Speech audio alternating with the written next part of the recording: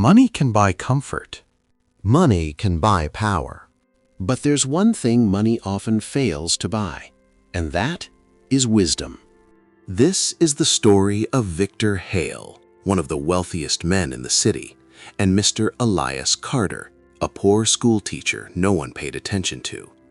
Their lives were worlds apart, yet one quiet lesson from a humble classroom would change Victor's understanding of success forever.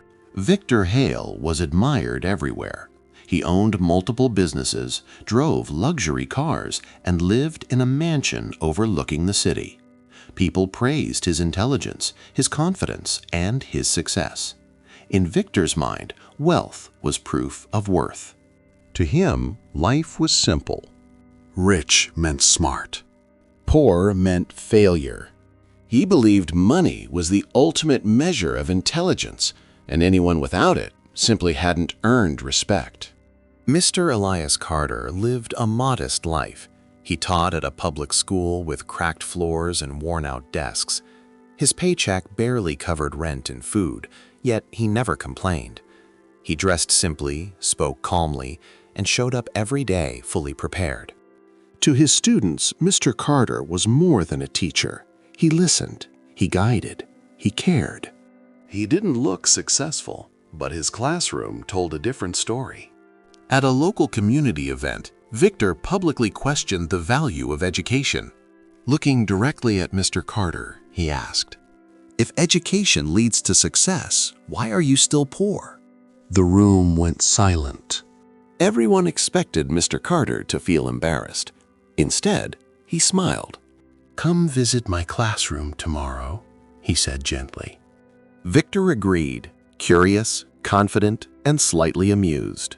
The next morning, Victor walked into Mr. Carter's classroom, expecting chaos or incompetence. What he found unsettled him. The room was old, but the students were focused. They asked thoughtful questions. They listened carefully. Most of all, they respected their teacher, not out of fear, but admiration. There was no luxury, yet the room felt alive. Victor had never seen respect like this before.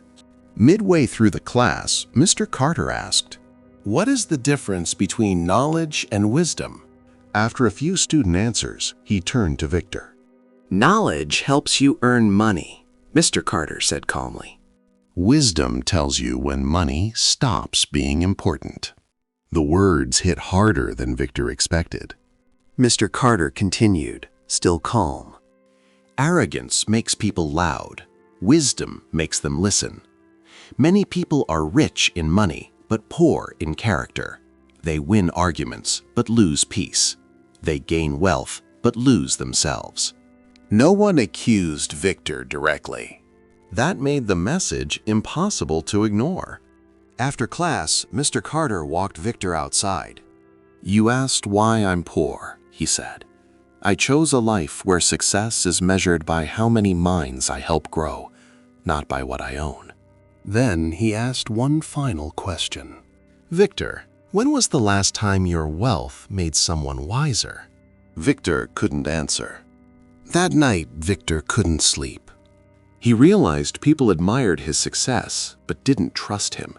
He had power, but no peace. His wealth created distance, not connection. Mr. Carter had little money, but had purpose, respect, and fulfillment. For the first time, Victor understood something painful. He was rich, but not wise. Over time, Victor changed. He listened more and spoke less. He began supporting schools and mentoring young people, not for attention, but meaning. He stopped measuring people by income and started valuing character. Victor never lost his wealth, but he gained humility. Mr. Carter remained poor in money, but rich in impact. Money can open doors, but wisdom tells you which ones matter. Humility doesn't make you smaller, it makes you stronger. If this story resonated with you, like the video to support the channel. Share your thoughts in the comments. Is wisdom more valuable than wealth? Subscribe for more powerful life stories and share this with someone who needs this lesson today. Because sometimes the greatest teachers are the ones the world overlooks.